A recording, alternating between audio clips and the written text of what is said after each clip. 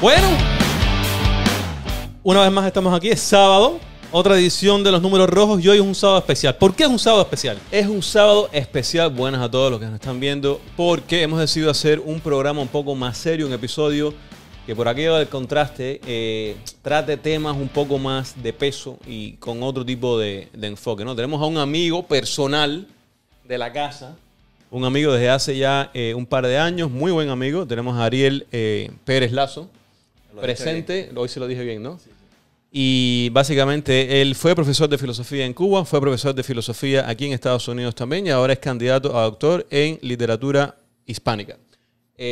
Lo hemos traído porque queremos comenzar a hacer una especie de serie de los episodios de Números Rojos que sean un poco más serios y que específicamente traten algunos de los temas o estos temas que yo a veces he definido como temas o tópicos meme, que se hacen virales, que se tratan y se ven en las redes sociales, pero que son de una profundidad obviamente superior a la manera en que se tratan en las redes sociales. Y que a menudo, no sé por qué el efecto de sonido, venía bien. Y que a menudo, sobre todo por parte de la derecha alternativa, del conservadurismo más loco de Estados Unidos, se usan como de pronto manera de tratar de sonar o de comunicar ciertas ideas que son complejas, pero que en realidad no son tratadas de la manera que merecen.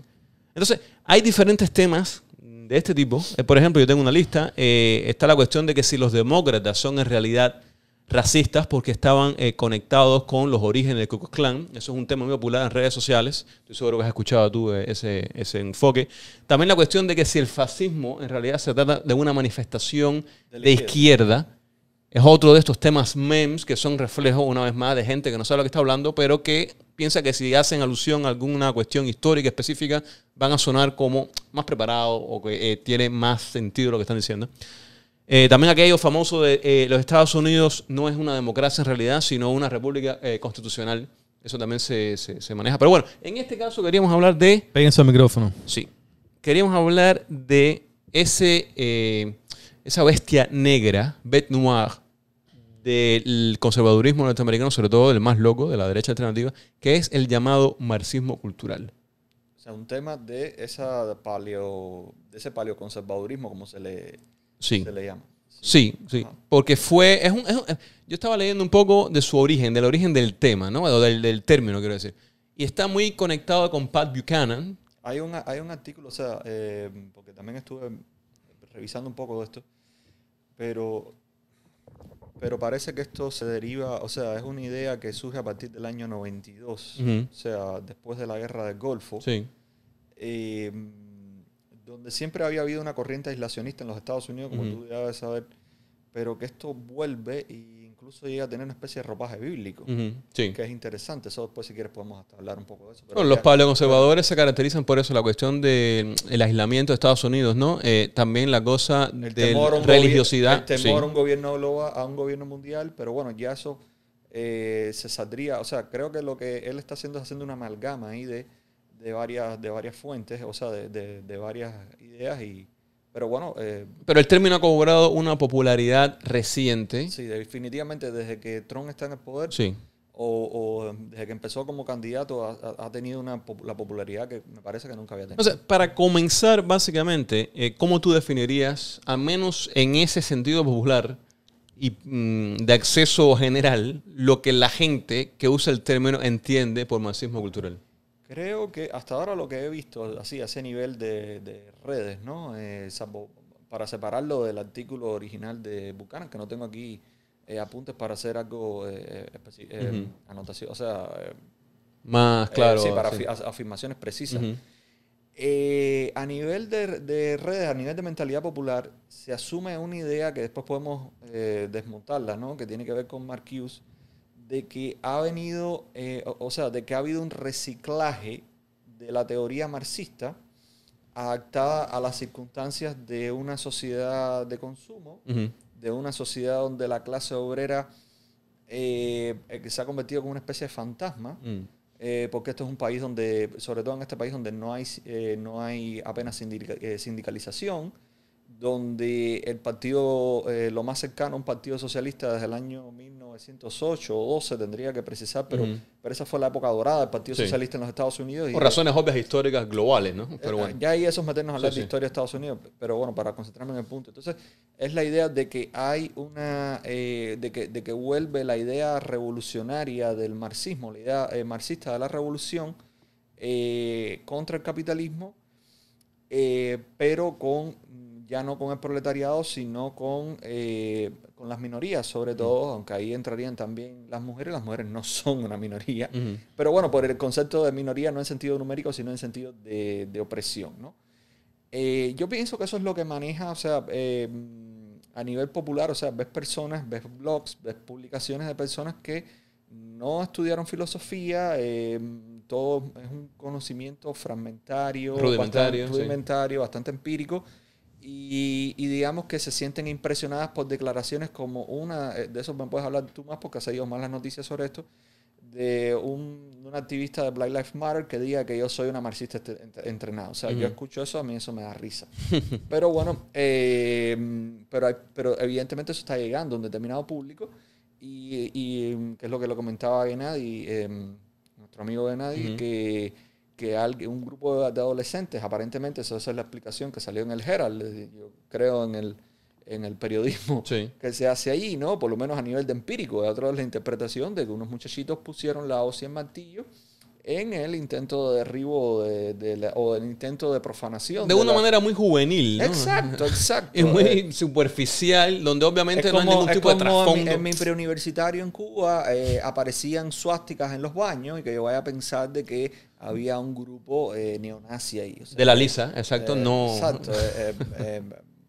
Pero bueno, eso estoy esperando a que preguntes más concretos sobre eso. Bueno, la cuestión entonces es que el término se utiliza por parte de la derecha alternativa como para sugerir, insinuar de que hay todo un hacer de la izquierda internacional que lo que intenta es, como tú dijiste, reciclar y renovar y tratar de, una vez más, traer la revolución comunista, pero a través de otros métodos que no son, por llamarlos de alguna manera, los clásicos del marxismo. Sí, ¿no? Es como si hubiera una quinta internacional. O sea, yo le perdí el rastro a las internacionales porque la internacional comunista, el propio Stalin la desmanteló en el año 43. Después, con la Guerra Fría, la convierte en la Cominform, la Oficina de Información, pero realmente es como un retorno a esa idea de que hay una internacional comunista que está detrás de una serie de eventos y fenómenos como podía estar en los años 20 y 30, donde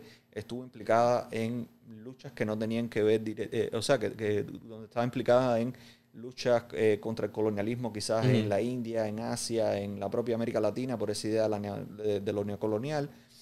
Es esa idea. Después podemos hablar de qué hay de cierto y qué no hay de cierto. Bueno, hablando de lo que sí hay de cierto, están obviamente los orígenes de lo que de manera equivocada se tiende a considerar los principios de lo que se llama también de manera equivocada marxismo cultural. Es decir, obviamente si hay pensadores y si hay una escuela de pensamiento de la filosofía moderna que se tiende a asociar, la gente que maneja este término, con el marxismo cultural. Y específicamente estamos hablando de la archiconocida Escuela de Frankfurt, que básicamente consiste de un grupo de intelectuales alemanes en la entreguerra, en la República de Weimar, que básicamente ellos trabajaron, se llamaba el Centro de Investigación Social, ¿puede ser? Instituto de Investigación Social. Instituto de Investigación Social, en la ciudad de Frankfurt, en el año 23 creo que fue que se fundó, y todos estos pensadores comenzaron a, digamos que, hacer una especie de replanteamiento del marxismo, pero además de mezclarlo con otras cosas y de ampliar un poco el análisis, sobre todo de la sociedad contemporánea. Habla un poco tú de eso. Que estaba, como tú decías, asociada a la fundación de este instituto, es resultado de una serie de... O sea, no lo puedes entender sin la crisis del marxismo. Ahí pudiéramos hablar del fundador y los detalles históricos, pero yo quisiera hablar más bien del aspecto ideológico, que se suele separar esto y caer, digamos, en el terreno conspirativo en muchas ocasiones, porque el propio, por ejemplo, estaba leyendo una de las, y bueno, esto es algo que se conoce, No se puede explicar la escuela de Frankfurt sin la figura de Georgi Lukács. Lukács es un filósofo húngaro que viene de una orientación filosófica que no tiene nada que ver con el marxismo. E incluso empezó a escribir sobre estética. Y él sí era o sea, siente simpatía hacia la lucha, digamos, de corte comunista. Pero él se da cuenta de que de que ha ocurrido un fracaso en Occidente de la idea comunista. Hay que pensar de que en ese momento, año 23, es un momento que todavía estaba en crisis. Se veía la crisis que había dejado la Primera Guerra Mundial, la crisis económica. Y hubo intentos de crear pequeños estados comunistas en Alemania y en Hungría que fracasaron. O sea, en medio de una de las inflaciones más horribles que podamos pensar en el mundo, el proletariado alemán simplemente no le interesó hacer lo mismo que se había hecho en la Unión Soviética. Entonces esta es una de las cosas que se toman para hacer esa afiliación. O sea, evidentemente la Escuela de Frankfurt recibe esa influencia de este filósofo de Georgi Lukács, pero reducirlo a eso y no ver detrás de eso un programa. O sea, evidentemente si tú querías entender la sociedad en aquel momento, no tenías muchos referentes.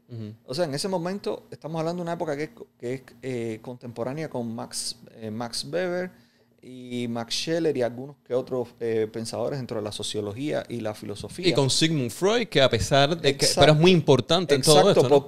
porque simplemente ver a Marx como el fantasma ahí detrás o como la influencia detrás es desconocer la gran influencia que está teniendo Freud. Entonces simplemente es el intento de tomar el marxismo, pero no dejar para responderse preguntas sobre la sociedad, independientemente de que algunos de ellos tenían esa aspiración que pudiéramos llamar comunista, pero tú no puedes reducir toda la escuela a eso. Claro. Y hay que ver una cosa también, que simplemente ellos eran figuras detestadas en la Unión Soviética. Sí. Ellos detestaban también, ¿no? Ellos fueron muy críticos del estalinismo y del sistema soviético. Del estalinismo y del propio leninismo. O sea, porque a mí lo que me da gracia, lo que me llama la atención es cómo se hace una amalgama, ¿no? Entonces se pone en un mismo saco a la socialdemocracia alemana, que no les gustaba lo que ellos estaban haciendo. O sea, no estaban, porque representaban un tipo de marxismo donde simplemente la idea de emancipación desaparecía. O sea, la idea de que pudiera haber una alternativa fuera del capitalismo. O sea, eso era algo que ya la socialdemocracia alemana había desechado, ¿no? Sin embargo, la idea de la emancipación, pero importante, de una manera más general, ¿no? Más amplia, la emancipación del hombre, sí la consideraban un asunto importante y por eso central. Probablemente estas personas, o sea, Buchanan y todos los que siguen repitiendo esto, le ponen el adjetivo cultural, en el sentido que se dan cuenta de que ya el aspecto económico no es tan importante como la influencia que está teniendo la sociedad capitalista en el individuo y ellos recuperan categorías de Marx que habían sido olvidadas totalmente, que es el concepto de enajenación, y después le buscan la raíz que está en Hegel de eso.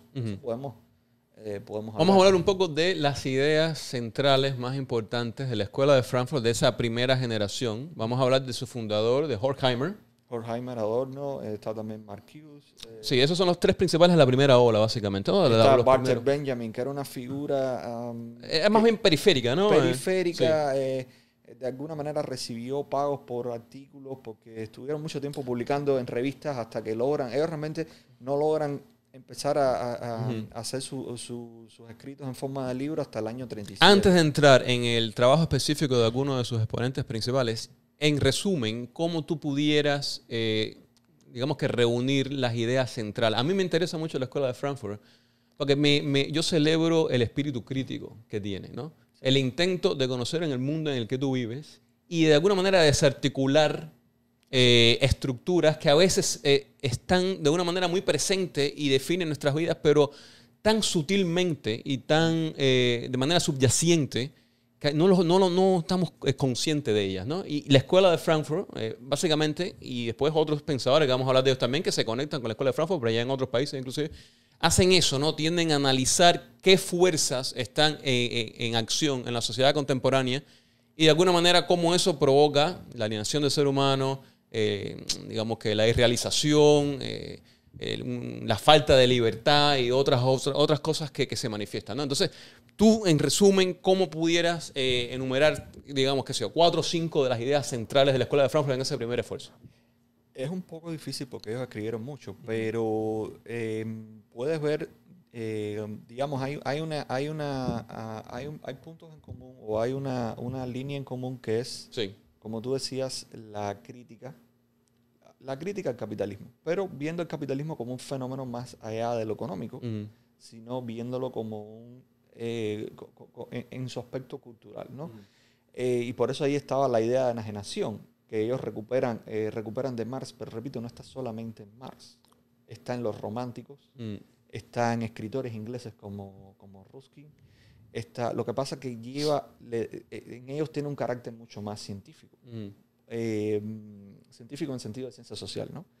Entonces está la idea de ver qué es, ellos creen el concepto de industria cultural, creo que es el principal aporte, que curiosamente ahorita tú estabas hablando, me parece que mencionaste derecha alternativa, pero hay un concepto que usa mucho, que se usa mucho en las redes sociales, que es el de fake news. Sí. O sea, ese concepto sería impensable sin la Escuela de Frankfurt. Yeah. O sea, porque fake es un término, bueno, tú dominas mejor el inglés que yo, da la idea de los fabricados. Entonces, esa idea de que los medios de comunicación te fabrican una realidad es, digamos, una versión muy simplista de algo que estaban analizando ellos. Que es como, o sea, porque, digamos, Marx hablaba del capital y hablaba de la clase burguesa que dominaba el proletariado, pero dejó fuera,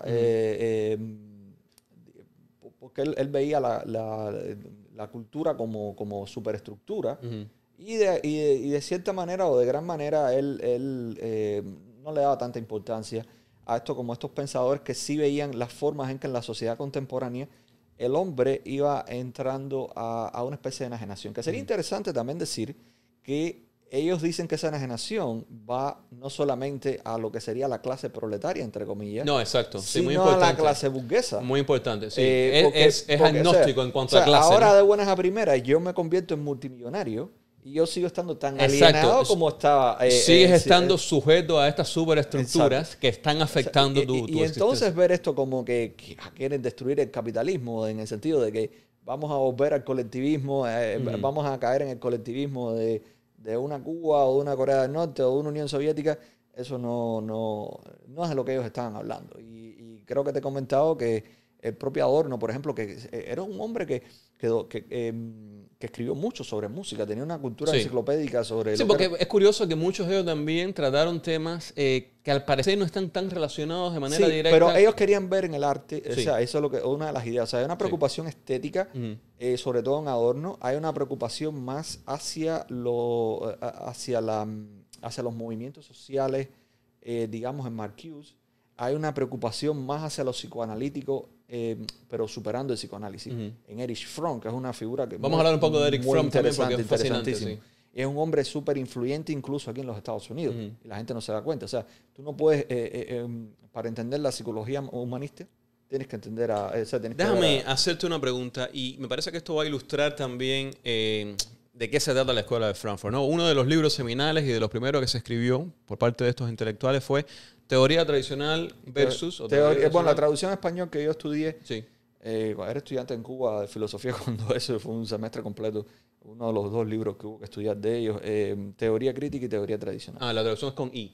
Teoría Crítica, Teoría Tradicional y Teoría Crítica. Bueno, en fin, a lo mejor... De Horkheimer y de Adorno, ¿no? Ambos... ¿O fue solamente Horkheimer que escribió? Creo que Horkheimer nada más, fueron ellos dos. ¿Fueron los dos también? Perdón, sí, fueron, porque Dialéctica y la Ilustración fueron ellos dos, pero estoy casi seguro que fueron ellos dos los de Teoría Crítica. Y este libro que yo he ojeado, yo no voy a decir que lo leí porque no lo he leído, yo soy un aficionado. Lo estudié hace 20 años, imagínate. Yo soy un aficionado de todo esto, pero el simple título me parece que es la ilustración perfecta de lo que estamos hablando, ¿no? Teoría tradicional, cómo se consideraba el conocimiento de la... Eso te lo puedo explicar con más detalles porque sí es algo que... Bueno, pero hay que hacer la distinción. Lo que pasa es que la Escuela de Frankfurt y toda esta manera se le llama teoría crítica. Sí, ellos asumieron ese concepto de teoría crítica. Incluso han habido una serie de movimientos, por ejemplo... al que estuvo vinculado nuestro amigo Chaguaceda, como por ejemplo el Observatorio Crítico. ¿Por qué aparece ese nombre, el Observatorio Crítico? Había que preguntarles a ellos, ¿no? Pero yo pienso que ahí está la herencia frankfurtiana, en el sentido de que el capitalismo tiene muchas caras y que hay una dominación, y después podemos hablar de ese concepto de dominación que es central. Pero bueno, ¿qué sería teoría háblame un poco tradicional, de teoría crítica y teoría tradicional? Bueno, ahí tiene mucha importancia el concepto de totalidad. O sea, hay un enemigo aquí, que es un enemigo no solamente de esta nueva versión muy diluida del marxismo, sino del resto de la filosofía del momento. Por eso te decía que era importante ver la filosofía del momento, que es el positivismo. El positivismo, explicarlo en un programa así como este es un poco complicado, pero vamos a decir que es, porque ha tenido muchas, sus escuelas. Una tradición más bien angloamericana. Ha tenido sus figuras, pero hay una especie de positivismo popular, que podría ser el de Richard Dawkins y todas estas figuras que se han vuelto populares. Pero define la ¿Qué escuela? Es considerar la ciencia? Creo que lo que tienen en común todos los positivismos es considerar a la ciencia, sobre todo a la ciencia natural, como el modelo de todo conocimiento. Exacto. Entonces, obviamente tú no puedes entender la sociedad como mismo entiendes el mundo, el supuesto mundo natural. Y la idea de naturaleza que ahí tiene, por eso es que ellos usan el concepto de teoría tradicional, porque no es algo que cree el positivismo, sino que el positivismo hereda eso de la vieja metafísica. Existe una esencia, existe una naturaleza que está fija, existen que leyes está ahí, exacto, fijas que no son históricas. Exacto, que le toca al sujeto descubrir, exacto, ¿no? y ser pasivo frente Pero a él. la teoría crítica, la escuela de Frankfurt, lo que es dice básicamente desmontar la naturalidad de eso. Porque es imposible, según los pensadores de la escuela de Frankfurt, desconectar al sujeto del objeto. En otras palabras... Es la idea de la dialéctica de que hay una... digamos que toda la filosofía moderna, si tú ves que la que más he tenido que enseñar, reacciona contra los dualismos. Pero bueno, ya eso sería ponernos sin a hablar entrar a filosofar. A esos niveles de profundidad. Pero exacto. Básicamente sí, la escuela de Frankfurt, una de sus nociones centrales es eso, ¿no? Que el conocimiento, la adquisición de conocimiento es un proceso siempre cambiante. Sí, y que no puedes desconectar tu contexto y tus circunstancias al conocimiento adquirido, ¿no? Entonces, teoría crítica vendría siendo de que te das cuenta de que con las categorías con que estás analizando la realidad tienen un trasfondo social. Déjame aclarar porque no sé quiénes son tus oyentes. Yo no soy Nosotros tampoco sabemos. Yo no soy un frankfurtiano. Pero bueno, eso que quería, o sea, en el sentido de que cuando tú vas, por ejemplo, a Kant, a Hegel y toda una serie de filósofos, eso se veía, digamos, como algo que estaba, como que era la obra de un sujeto a través de la historia, que me parece a mí incluso más interesante que la propia escuela de Frankfurt. Pero reconozco que ellos, basándose en eso, en esas ideas de Hegel, ellos hacen una lectura hegeliana del marxismo y identificar eso con el marxismo, con lo que todo el mundo tiene en la cabeza como marxismo, es ser demasiado reduccionista. Es una simplificación. Es una simplificación que se convierte en falsedad. Porque tú puedes simplificar, porque ese es el problema con los reduccionismos. La teoría tradicional, volviendo a esa idea, que es contra la que ellos reaccionan, es ese positivismo que, como te digo, quieren estudiar la sociedad de esa manera y también segmentándola. Entonces, por eso tú, cuando lees un libro de la escuela de Frankfurt, te sorprendes, porque de buenas a primeras se te habla de estética, se te habla de... Eran interdisciplinarios. Exacto. Ellos son uno de los primeros que rompen esos esquemas cerrados que propio de las universidades, donde vamos a estudiar la sociología por aquí, la estética por allá. Todo. De hecho, no había una... También aparece un fenómeno que es totalmente nuevo, que es esa cultura de masa. Yo he estudiado, por ejemplo, sí, por un interés personal y de tesis y demás, a Ortega y Gasset. Es una preocupación que está en varios autores, incluso que no tiene nada que ver con el marxismo, como el caso de Ortega y Gasset. Por supuesto, las respuestas son diferentes, pero está surgiendo algo nuevo totalmente, que es, nadie se podía pensar en esa, nadie podía prever en esa época lo que estamos haciendo ahora, son podcasts, o sea, ¿no? ¿Dónde están aquí? ¿Y cómo tú puedes entender eso del marxismo? Después quiero hablar de eso, ¿no? ¿Dónde está el proletario y el burgués aquí?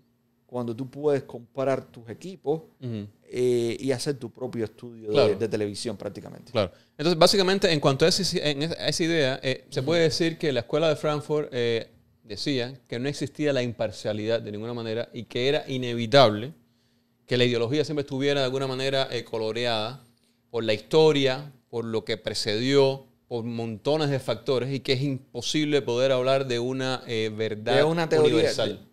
Bueno, ahí creo que hay un poco de exageración, digamos, con las interpretaciones, porque lógicamente si no, no podría superar la propia falacia de relativismo, ¿no? Creo que lo que ellos están llamando es a no simplemente decir no hay una verdad, sino simplemente, claro, a ver, esto hay que verlo en los parámetros porque tampoco quiero que se malinterprete lo que estoy diciendo. Ellos no están diciendo de que hay un relativismo total, porque eso es caer en el vale todo, que es la caricatura del posmodernismo, que pudiera afectar la propia legitimidad de la teoría, sino están pensando en no en ese sujeto absoluto del que ahorita hablé, que esa es la gran preocupación de la filosofía moderna, la certidumbre total. Es dentro de ese relativismo a la certidumbre, bueno, sabemos que no podemos ser ingenuos de nuestras posiciones frente al conocimiento, frente a la belleza, frente al gusto, frente a una serie de cosas.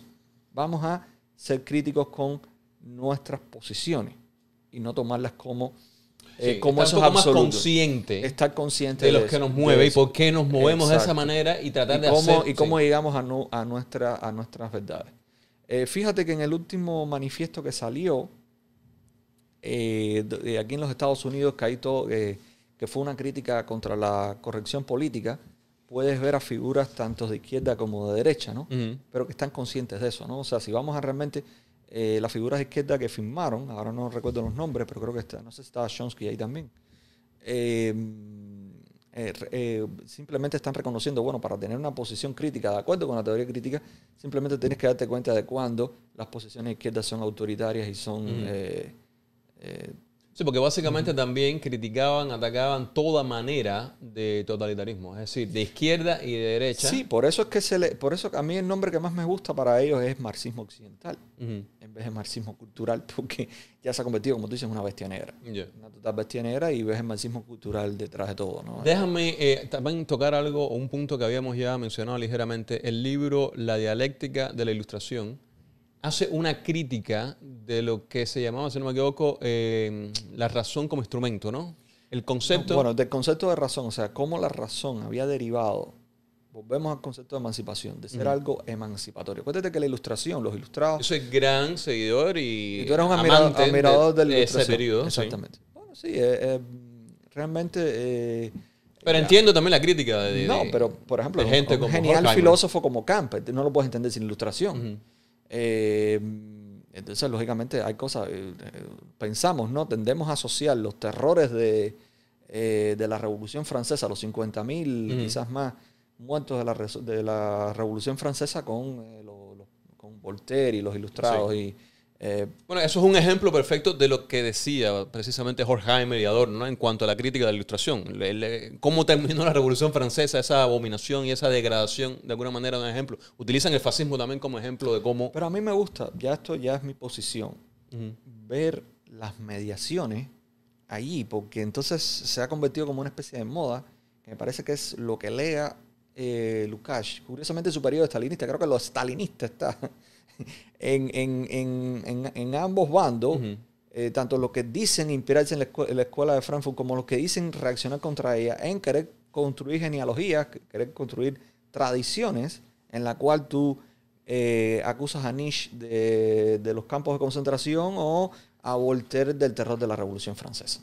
Pero regrésame entonces dentro de ese marco la cuestión de la crítica de la ilustración, ¿no? De la dialéctica de la ilustración. ¿Por qué criticaban la razón? Porque en ese sentido?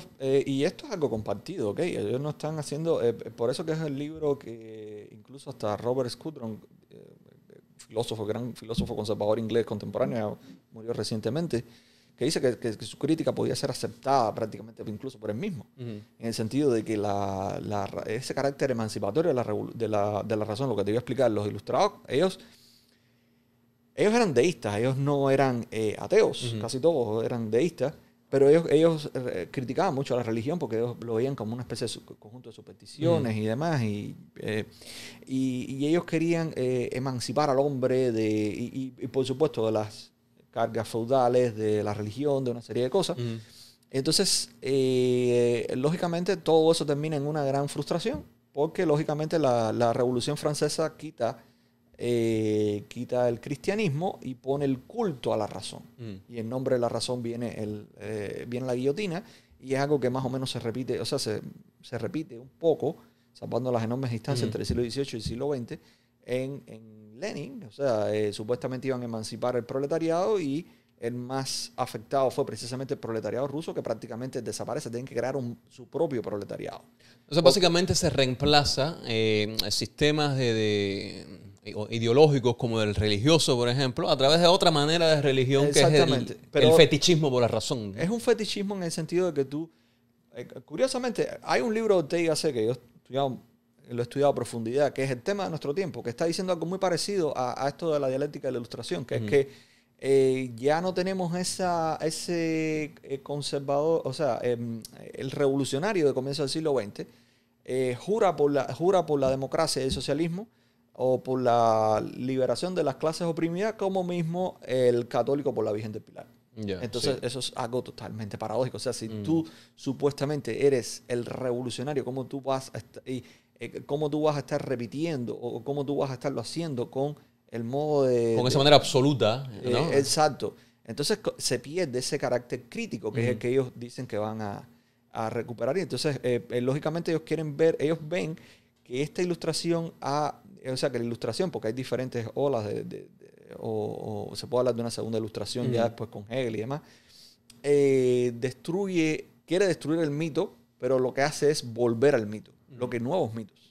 Y ahí tienes esos mitos, como puede ser la raza pura, el proletariado, la huelga general. Fíjate que hay una figura que fue un disidente del marxismo, pero curiosamente que se convierte en la figura prefascista típica, que es George Sorel, que él considera, que dice, vamos a hacer la revolución proletaria, pero vamos a asumir que la huelga general es un mito. O sea, es técnicamente impracticable. Hacer una huelga general que afecte a todo el occidente de Europa y que derrumbe el capitalismo. Pero vamos a proponerla como un mito.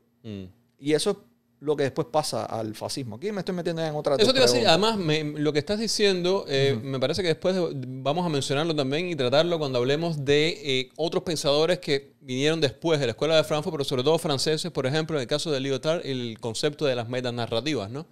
Que es muy interesante, y que entre toda esta manera de hacer filosofía me parece que es muy revelador. Pero regresando un poco a los pensadores de la Escuela de Frankfurt en sí. Muchos de ellos tuvieron que abandonar, muchos no todos, abandonaron Alemania cuando llegó Hitler al poder, y buena parte de ellos terminó en Estados Unidos, muchos en California, otros en Nueva York, en Columbia University, que se convirtió en el centro de la teoría crítica, por decirlo de alguna manera, ¿no? Y específicamente, si no me equivoco, estando en Estados Unidos, Marcuse escribió El hombre unidimensional, que para mí es uno de mis libros favoritos dentro de todos los que fueron escritos durante este periodo, ¿no? Habla un poco de este libro. Bueno, te voy a hablar de Marcuse en general, porque del libro no tengo una... Bueno, pero son sus ideas principales, así que claro. Sí. Marcuse es un pensador muy, muy interesante, y es curiosamente uno de los que más usan para crear este concepto de marxismo cultural. Y ya creo que es una figura que ha sido injustamente tratada por estos nuevos ideólogos, ¿no? del conservadurismo norteamericano. Marcuse es una figura que él tenía una formación, digamos, más filosófica. Él había sido discípulo de Heidegger. Y él incluso, él dice que él quiere originalmente hacer una síntesis entre existencialismo y marxismo, que me llama la atención porque es lo mismo que después quiere hacer Sartre, ya en su periodo más cercano al marxismo, porque sí había sido un pensador puramente existencialista, que después pasa al marxismo, pero que nunca se mantiene. O sea, tú nunca puedes decir él abandona el existencialismo y llega al marxismo, sino que hay una síntesis. Habla rápidamente de Heidegger, para la gente que no sabe de qué está hablando. Heidegger se puede considerar el fundador del existencialismo contemporáneo, porque se reconstruye genealogía y se va a Kierkegaard y demás, pero lógicamente ya esos son predecesores. Y en Estados Unidos no sé por qué se pone Nietzsche en esa genealogía, cuando realmente eso es considerado en Europa filosofía de la vida y no existencialismo como tal. O sea, hay sus diferencias geográficas a la hora de entender. Pero es uno de los grandes filósofos del siglo XX alemanes, ¿no? Europeos y del planeta, básicamente. Heidegger, más influyente, sí.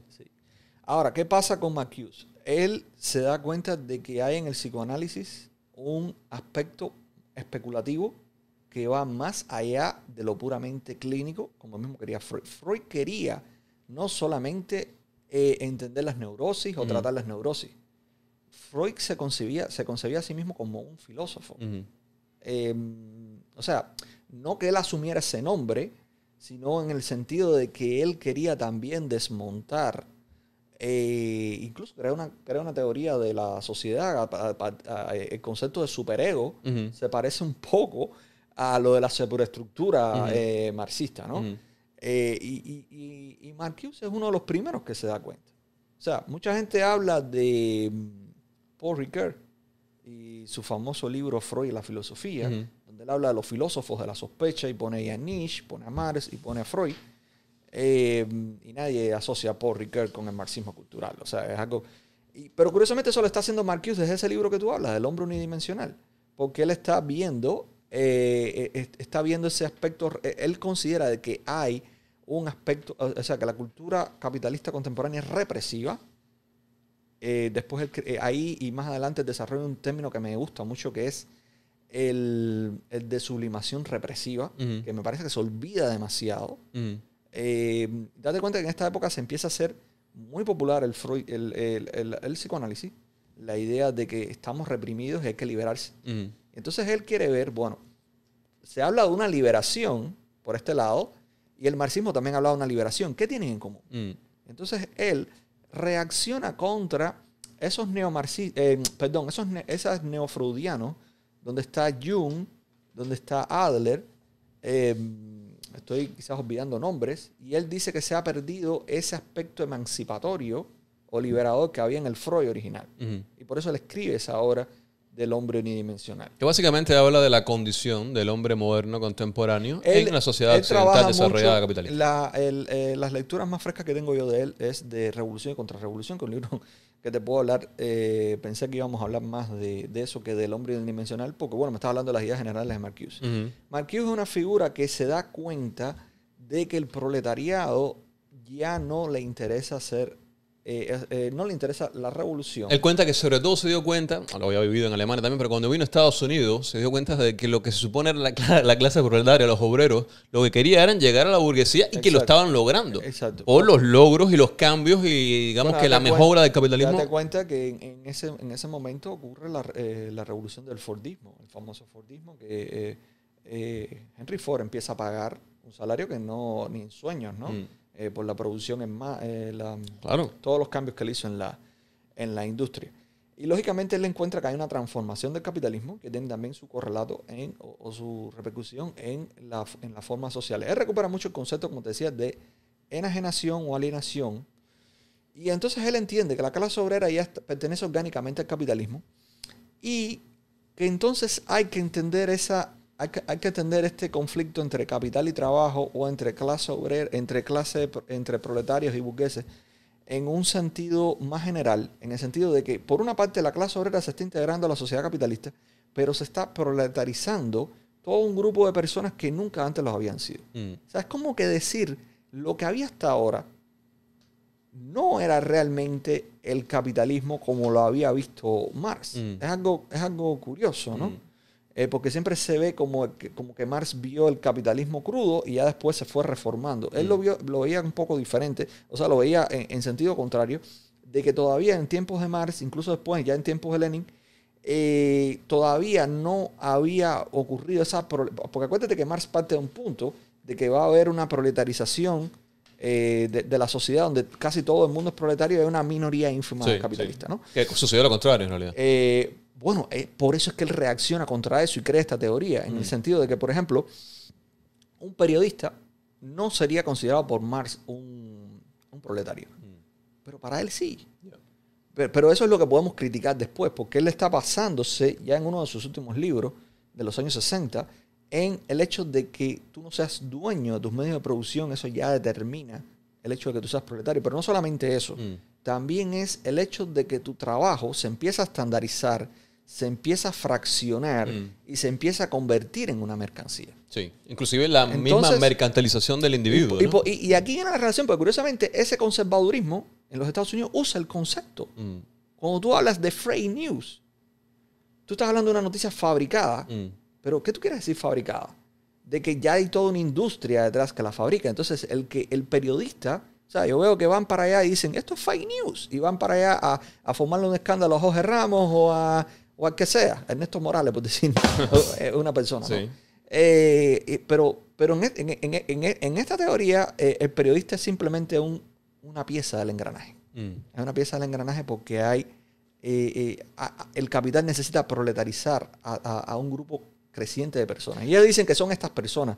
No es el que está en la fábrica haciendo el carrito japonés, sí, o el iPhone chino.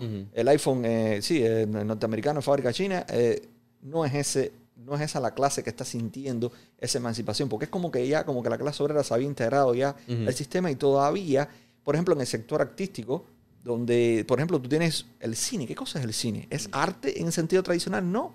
Es una industria. Incluso me llama la atención, por ejemplo, en Cuba, se habla, bueno, en el mundo se habla de industria cinematográfica. Es una industria.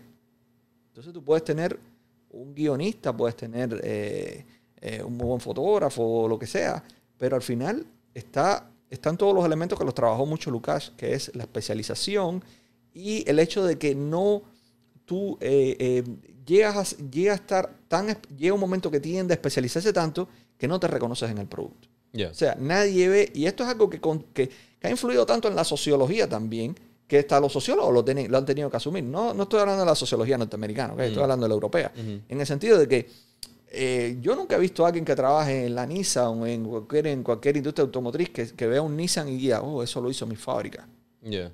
Eso se ha perdido. Sí, no es lo mismo que ahora, digamos, en el equipo de 23 y Flagler, ahora de buenas a primeras, nos den un premio que yo me siento parte de un grupo.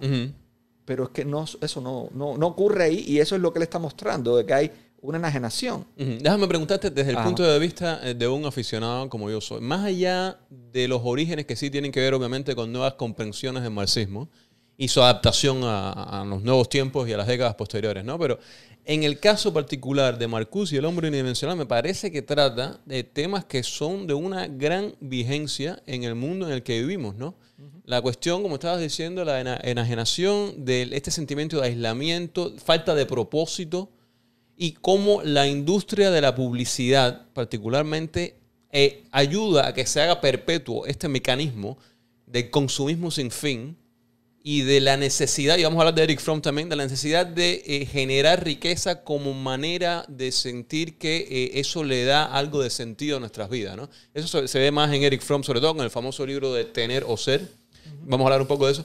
Pero entonces, en el caso particular de Marcuse, para mí fue revelador el hombre unidimensional, porque me identifiqué inmediatamente. Para quien esté viendo esto, se lo recomiendo, porque básicamente describe nuestra condición en una sociedad desarrollada, donde tenemos de todo, básicamente, pero donde se sabe, y estoy seguro que muchos coincidirán conmigo, falta algo, ¿no? Hay algo que falta y que no está. Y según Marcuse, es eso. Estamos siendo sometidos y tenemos una vida que no es lo que de verdad deseamos, sino que estamos siendo básicamente respondiendo a mecanismos que están actuando inconsciente o de manera inconsciente, al menos en nuestra vida. En el momento actual hay todo un conjunto de ideas que no se pueden de ninguna manera desechar. O sea, tú puedes ser muy de derecha, muy partidario del conservadurismo o del liberalismo clásico, pero no puedes simplemente ponerlo todo en el mismo saco. O sea, estás siendo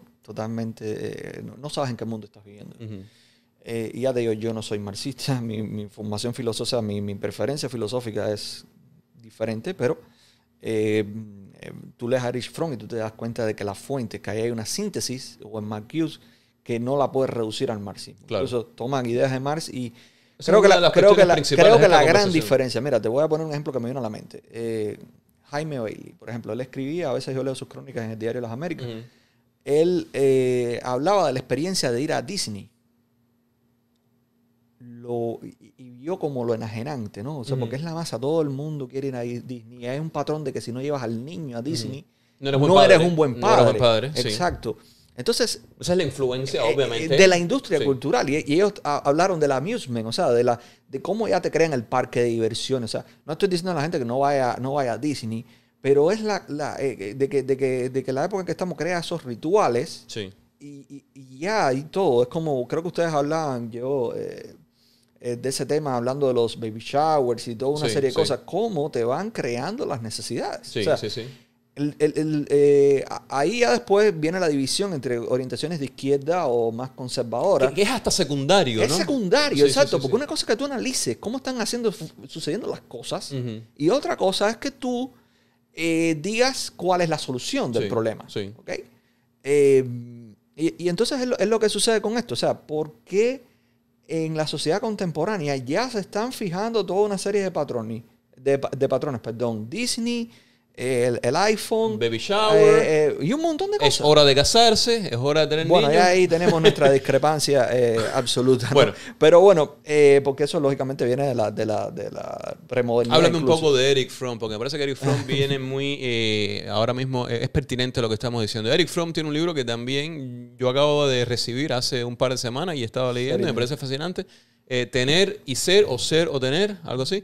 Y básicamente el hombre hace una examinación, me parece a mí, impecable, de cómo nos hemos hecho básicamente dependientes de la idea de conectar, o hemos aceptado la idea de conectar nuestro valor como ser humano con la capacidad que tenemos de generar ingresos, ¿no? Y el acceso que tenemos a productos.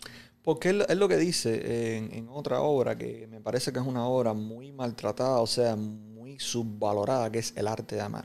Donde él ve eso mismo, pero en el aspecto de las relaciones personales, de las relaciones de pareja, ¿no?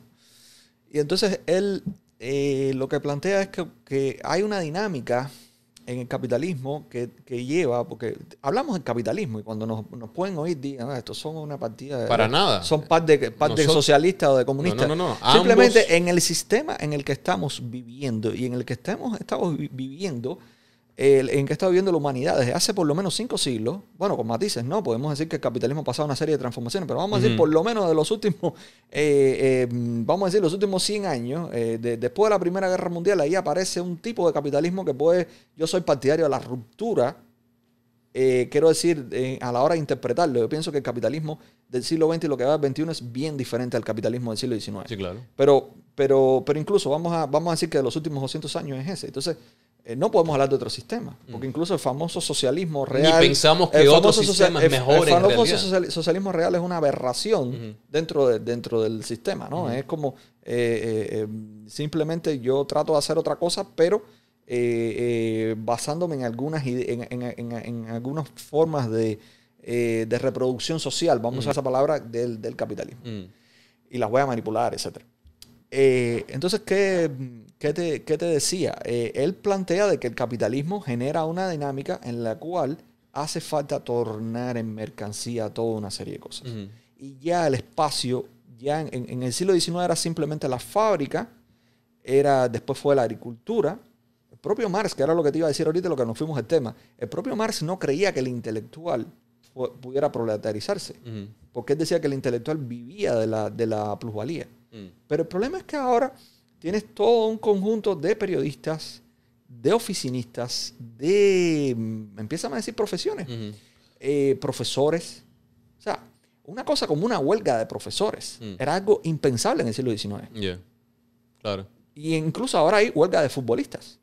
Entonces sí, básicamente... Cuando tú lo ves, tú piensas en las huelgas. Yo pienso, no sé, en los años 1830, 1848, cuando estaban toda esta gente, los mártires están hablando de otra cosa. Diciendo, están hablando de otro tipo de capitalismo que es el... Esto no... Y entonces, ¿qué vamos a decir? Simplemente de que desaparecieron aquellas contradicciones del capitalismo. Claro. Porque, por otra parte, estaba cayéndose la bolsa. Entonces, es la idea de que capitalismo era lo del siglo XIX. Bueno, lo del siglo XX... Y lo podemos ver ahora y después te puedo decir las diferencias, porque yo no asumo todo lo que ellos están diciendo, yo no soy infrafuntiano, te digo. Pero ellos están diciendo que hay un cambio de dinámica y el capitalismo está entrando en áreas donde no había creado. Y ahí está la esperanza de Marcuse de que esas nuevas figuras que se van a esas nuevas sectores sociales que se van a incorporar van a ser los que van a querer cambiar el sistema. Bueno, al final pienso de que, date cuenta que el último libro que te digo, Revolución contra la Revolución, uno de los últimos es el año 72. O sea, hace casi 50 años. Y yo pienso, pero no ha sido lo que ha sucedido. Y para la gente, como tú estás diciendo, porque a veces me parece que alguien que pueda estar viendo esta conversación puede llevarse alguna idea de pronto equivocada, se puede confundir. Vamos a hacer hincapié en esto. Ninguno de los dos queremos que Estados Unidos o cualquier país del mundo... Pensamos que el capitalismo sigue siendo... Muy gracioso de tu parte, pero seguimos pensando, obviamente, seguimos pensando, obviamente, que el capitalismo es la mejor manera conocida de hacer las cosas, de que el hombre se organice y pueda vivir en sociedad. Lo que necesita cambios, lógicamente. No solo eso. Porque entonces, ¿para qué vas a votar? Porque si no necesitara cambios, si es algo simplemente que es una maquinaria. Claro. Porque curiosamente, al final ellos están diciendo, mucha gente está diciendo eso. No necesita ningún cambio, es una maquinaria que funciona sola. Entonces, ¿para qué vas a votar? Claro. No, y básicamente también lo otro que, como yo había dicho antes, celebro de todas estas figuras es el espíritu crítico que presentan. Nunca asuman nada y duden todo. Vamos a no ser totalmente ingenuos. O sea, Marcuse, evidentemente, él creía que podía surgir una sociedad de corte socialista. Pero curiosamente, en ese libro, Revolución y Contrarrevolución, él dice, bueno, esa palabra que me llama tanto la atención del inglés, eventually, los Estados, China y la Revolución Cubana y la China encontrarán su propio camino. Como decía, es una forma muy cortés de decir, saben lo que están haciendo y de alguna manera van a encontrar su forma de hacer esa sociedad, por supuesto. Eso para mí fue... Infalible no era. Infalible no. Evidentemente estamos hablando de una Cuba donde habían no sé cuántos presos políticos, donde habían escritores presos. Marcuse, hay que decir también que se convirtió en, digamos que figura central, emblemática de los movimientos estudiantiles de los años podemos 60. Hablar. Eso creo que sería muy interesante hablarlo porque ahí podemos hablar de ejemplos concretos. Y sigo muchísimo porque me parece muy interesante, sobre todo en Francia, ¿no? Estamos hablando ya en los años 60, más bien, y hay gente ahí como Michel Foucault, como Derrida, como Lyotard, que tenía la cuestión esta de las metanarrativas, que a mí me parece fascinante, pero que todos ellos entran dentro del espíritu crítico, ya comenzado por la Escuela de Frankfurt. ¿No puedes hablarme un poco de algunos de ellos? Tu preferido, yo te diré lo que me gusta de Lyotard, pero dime tú, ¿a quién respetas? Yo sé que tú no eres necesariamente... seguidor de muchos de ellos. Me sucede con ellos. Por ejemplo, Foucault, que era una figura que se leía ávidamente en la Universidad de La Habana. Lógicamente, totalmente, muy extemporáneamente, porque es un autor que empieza, o sea, las palabras y las cosas. Incluso tuve que tomar una clase sobre él, sobre ese libro, ¿no? Entonces, es interesante para los historiadores. Pienso que cuando tú estudias, digamos, en la evolución de las escuelas históricas... Él se autodenominaba arqueólogo de la historia. Sí, porque ahí está la influencia de Nietzsche. Acuérdate que Nietzsche hablaba de... con su arrogancia típica, ¿no? Él hablaba de que estos historiadores positivistas, que son los que van supuestamente a los hechos, ¿no? Son como las asémilas, son como los esclavos de los verdaderos historiadores, entonces de la verdadera historia que debe ser como una arqueología y demás, ¿no? Entonces, por ejemplo, él responde a una tendencia, me parece que una de las formas que pueden verse, aunque buscas cualquier enciclopedia, cualquier estudio te va a construir la genealogía, hay quien cataloga a Foucault como un estructuralista y otros como un postestructuralista. No voy a entrar en esa discusión porque no soy un especialista en Foucault. Pero él se mete, como mismo venía una tendencia ya en la historiografía francesa de estudiar aquellos aspectos de la realidad social que habían sido desechados por los historiadores. Entonces, por ejemplo, te hace una historia de la locura. Porque nos parece que la locura fue algo que siempre ha sido así. Exacto. Sí. Entonces, cuando tú vas al periodo premoderno, anterior al 1600, por ejemplo, lee una obra que ahora yo tengo que estudiar en mi doctorado, que es El Quijote. Señor, Don Quijote andaba por la Mancha. O sea, la gente se reía de él, pero a nadie se le ocurría meterlo en un manicomio. Ya existía ya la institución del manicomio, porque incluso se menciona de que había... pero carecía... Pero no ya como institución, con esa metodología aplicada. Porque incluso si vamos a la época de los comienzos del cristianismo, está la figura del endemoniado. Entonces, hay un cambio total de comprensión. O sea, ver el paciente, o sea, el loco, verlo como un paciente y ver a la psiquiatría como una ciencia, es propio del positivismo. Y eso va generando toda una serie de mecanismos sociales, y a él le interesa ver esos mecanismos sociales. Por eso es la microfísica del poder. Porque él transforma ese concepto de la dominación que viene del marxismo. Marx hablaba, por ejemplo, de que las clases dominantes, o sea, que las ideas dominantes en una época son las ideas de las clases dominantes. Entonces, él sí, que básicamente las instituciones exacto, y las ideas que van formando la sociedad en la que se vive básicamente responden a quienes tienen el poder. Él cambia eso por el concepto de poder. Y ve que el poder es algo que entra en la ciencia, entra en todo un campo de la subjetividad. Te hablé el sistema penal, él también examinó, sí. Porque lógicamente él ve la evolución de algo como las cárceles y el modelo de las cárceles digamos, la cúspide, ¿no? De esa evolución sería una prisión como la Isla de Pino, ¿no? Que es el panóptico. Sí, sí. Porque es la idea de vigilar y castigar, y es la idea de que la sociedad, o sea, el capitalismo, a él no le gustaba ya hablar de capitalismo, sino de poder, que se tiende a ser algo que va penetrando áreas de la realidad. Creo que él se hubiera quedado fascinado con este fenómeno de la inteligencia artificial, cómo la gente lleva a la casa este dispositivo, bueno, yo le digo, eso tiene un nombre técnico, pero bueno, le digo Alexa, no es Alexa, es la voz, es el... Bueno, sí, el DOT, ¿no? ¿Cómo se dice? El DOT es uno específico, pero bueno, sí, ya. Que se sabe que toda esa información está siendo recogida por toda una serie de empresas para después sugerirte productos. Pero, digamos, él hubiera estado fascinado con a mí lo que me gusta de todos estos pensadores franceses que vinieron después de la escuela de Frankfurt, pero que son de alguna manera seguimiento de ella, es una vez más la examinación de cosas. El examen. Sí, el examen. En español, ¿no? Bueno, examinación existe también en español. Bueno, me suena muy... No, la examinación también. Examinación. Ok, continúa. Básicamente de instituciones y nociones tan arraigadas en el mundo contemporáneo que muy rara vez se ponen en duda o se entiende sus orígenes y se conoce su proveniencia. A ver, ahí volvemos entonces a lo que discutíamos, cómo ya esto trasciende el debate. Sí, claro, completamente. O sea, ¿quiénes son los que han protestado más contra la vigilancia a través de la pandemia? ¿Quiénes ven la mascarilla como una forma de dominación?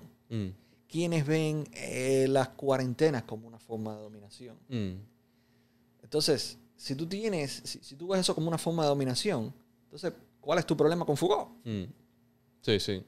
Incluso, toda esta cuestión que viene a partir del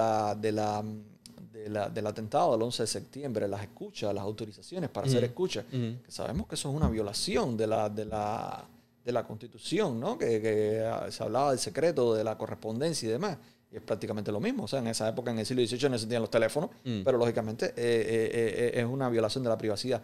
Todos estos fenómenos, que la gente quizás les es más familiar por 1984 de George Orwell, otro socialista, por cierto, está ahí en Foucault. Lo que lógicamente detrás hay toda una teoría. Lo que pasa es que él ya como que suelta las amarras con ese marxismo y Marcuse está interesado en la emancipación. Y hay un pesimismo, que eso te lo iba a decir ahorita, tanto porque Foucault no pertenece a la escuela de Frankfurt. O sea, su genealogía, él viene del estructuralismo y se mantiene ahí en ese terreno de que acepta el estructuralismo y lo rompe. Porque ya te digo, hay toda una discusión. O sea, la escuela de Frankfurt es humanista. Y digamos lo que está más cerca de Foucault es Althusser, que es un marxista, pero es un marxista estructuralista. Dentro de los franceses también te quería mencionar y quería hablar brevemente, Lyotard, la idea de las metanarrativas, que básicamente... Lyotard es el más interesante para mí. Explica un poco lo que es la metanarrativa de Lyotard y cómo básicamente incluye ahí cristianismo, comunismo, capitalismo y esta noción de que existen ideologías o maneras de pensar que van más allá de la crítica, ¿no? Como que y en realidad no son más que resultado periódico de cosas cambiantes, de maneras cambiantes de comprenderlas, ¿no? Que no hay nada fijo en realidad. Bueno, ahora, en ese aspecto. Porque creo que esto también los intérpretes y los divulgadores también han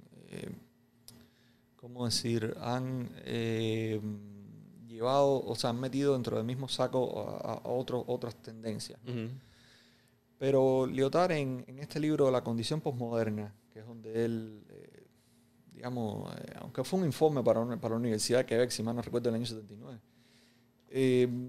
él está hablando sobre todo aquellos discursos generados sobre todo por la ciencia, que tienen, bueno, también, no solamente por la ciencia, también están, porque el marxismo sería una metanarrativa también. Metanarrativa la incluyó. Por eso es que es curioso, que, o sea, yo no pondría a Lyotard dentro de ese marxismo cultural, porque llega a meter el marxismo dentro de eso, o sea, un total escepticismo. Esto, a propósito, todos estos franceses son, a menudo también dentro de la cultura popular se le llama posmodernos, ¿no? Son pensadores del posmodernismo. Pero posmodernismo ha sido un monstruo. O sea, y es un término muy abusado también, sí, y él incluye todo. Creo que habría que otro programa dedicado. Creo que sí, y lo mejor que se le podría pasar al pensamiento posmoderno es que se metieran, digamos, a lo mejor unas cápsulas a tiempo y no los leas hasta dentro de 40 años para que ya la gente se lo olvide, entonces vayan con cierta ingenuidad porque estamos sobresaturados. Ariel, hablando de saturación, tenemos que ir cerrando ya. ¿Cuánto tiempo llevamos al programa, señor productor? Más de una hora. Más de una hora. No puedo creerlo. Sí. Bueno, porque cuando uno lo está pasando bien... Bueno, pero te voy a hablar de las metanarrativas. Lo que están diciendo es, por ejemplo, cuando la ciencia o la tecnología te promete que vamos a llegar a un mundo mejor, incluso dentro de la ecología, vamos a una teoría, ¿no? Dentro de que te diga, vamos a lograr una emancipación, ya ahí él ve una metanarrativa. Por eso desconfían de estos relatos y ahí pudieran poner el marxismo, porque es la emancipación tanto del proletariado como de las demás clases sociales. Sí, que esas grandes verdades totales no existen. Yo te voy a decir, ese discurso de que hay minorías oprimidas y hay que emanciparlas, eso sería también un metarrelato. Aunque los que han llevado eso, los que han desarrollado eso, no crean que están haciendo un metarrelato. Porque yo pienso que el heredero, para ir cerrando, de esa idea de que hay que lograr una emancipación, es la teoría postcolonial. Y la teoría postcolonial, digamos, cuando tú ves esta destrucción de estatuas, sobre todo las de Colón y figuras asociadas a la conquista, bueno, ahí no estás viendo, o sea, si vas a buscarle una genealogía a eso, si vas a buscar un autor intelectual de... citando a... Sí, no sé por qué estamos hablando de marxismo y acá... Completamente, no desvirtúes la conversación, íbamos bien, habíamos hecho varios momentos aclaratorios necesarios. Pero esa frase del autor intelectual, eso, bueno, en fin, no es creación de él, pero el que más lo usa, los cubanos les es más familiar. Bueno, pero esta cosa del postcolonialismo, me parece que es una... dijiste que era algo que se podía considerar heredero, ¿no? Pero de una manera muy superficial también. No, yo no digo de la escuela de Frankfurt. No, dijiste particularmente de la cuestión de la idea de, o sea, yo no digo que ellos vayan a lograr una emancipación. De la idea emancipadora, sí. Sí, pero ellos, digamos, son los únicos interesados en eso, porque si tú vas a Adorno y a Horkheimer, ¿no? Y aparte la teoría postcolonial no tiene nada que ver, o sea, es un origen, y aparte que es muy posterior, no tiene nada que ver. Pero dime si me equivoco, la idea de la emancipación presente en muchos de ellos, más bien se trata, como yo lo veo, es de lograr que el hombre logre salirse de esa cárcel que a veces no es consciente de ella, pero que está ahí. Pero ya lo que está haciendo la teoría postcolonial, que es la que es lo que tiene mucho en su cabeza de los jóvenes que están tumbando estatuas por ahí, no tiene nada que ver ni con Frankfurt ni con el marxismo, porque es postcolonialidad. Bueno, estoy escuchando la música de fondo. En conclusión, para regresar a la idea central de esta conversación, decir marxismo cultural en realidad de la manera que se utiliza, y yo diría que inclusive más allá de la manera, el término en sí no tiene mucho fundamento, ¿no? No es un término serio, y al menos cuando sabemos a qué se están refiriendo la gente que lo usa, generalmente en los sectores más conservadores, es una cosa equivocada. Yo sería más preciso y diría que pensar que lo que está sucediendo ahora, destrucción de estatuas, movimientos de protesta contra la brutalidad policíaca y, no sé, quema de estaciones de trenes en Chile, un islamista cortando en la cabeza a un profesor en Francia, que detrás de eso está el marxismo cultural. Me parece que hay demasiada, como diría aquí la escuela analítica, que es totalmente positivista. There is too many assumptions. Okay. Hay demasiadas presuposiciones. Muy bien. Entonces el marxismo cultural, si le quieres llamar marxismo cultural a una amalgama de teorías donde está escuela de Frankfurt, posmodernismo, Y poscolonialidad, bueno, tienes que justificar por qué tú metes a todo el mundo en el mismo saco. En ese sentido, sí. No hablamos de Gramsci, quizás hubiera sido necesario porque también fue un pensador necesario. Pero el problema es que para cuando tú entender todo metes, esto. porque si tú dices es Gramsci solo, Claro. el marxismo cultural, bueno, Ahí tiene un poco más de sentido, pero exacto, es que pero es que cuando... metes tanta gente que ya por favor, No, perdiste totalmente y la como objetividad. empezamos hablando, gente como Pat Buchanan y toda esta gente que ha comenzado a usar el término en los años 90, como- hacían una referencia directa a la escuela de Frankfurt. Es No como, hablaban mira, de te voy a Gramsci poner necesariamente. una comparación simpática. Es como cuando Bin Laden llamaba, se refería a Occidente como los cruzados. Ujú. Mm. Sí, en el origen en parte de la historia del Occidente son los Claro, cruzados, pero claro. nosotros no somos cruzados. Bueno, nada. Entonces, aquí terminamos la conversación. Espero que haya quedado un poco más claro. Una conversación fluida, orgánica, natural. Yo como aficionado, él como conocedor de los temas. Y nada, espero que lo hayan disfrutado. Yo siempre la paso muy bien conversando con gente como Ariel. Y les sugiero que le echen un vistazo a muchos de estos hombres que fueron y son importantes en el pensamiento contemporáneo y que aseguraban, es decir, o que lograron, como yo lo veo, revelar cosas que son muy importantes, que son centrales en la vida de todos nosotros ahora, en este momento, en este instante. Así que con eso, gracias a Ariel por haber estado acá, gracias a ti por estar en los controles, Franco. Y yo me despido y ya trataremos otro tema de estos que se hacen a veces tan populares en redes sociales de manera equivocada. Nos vemos pronto.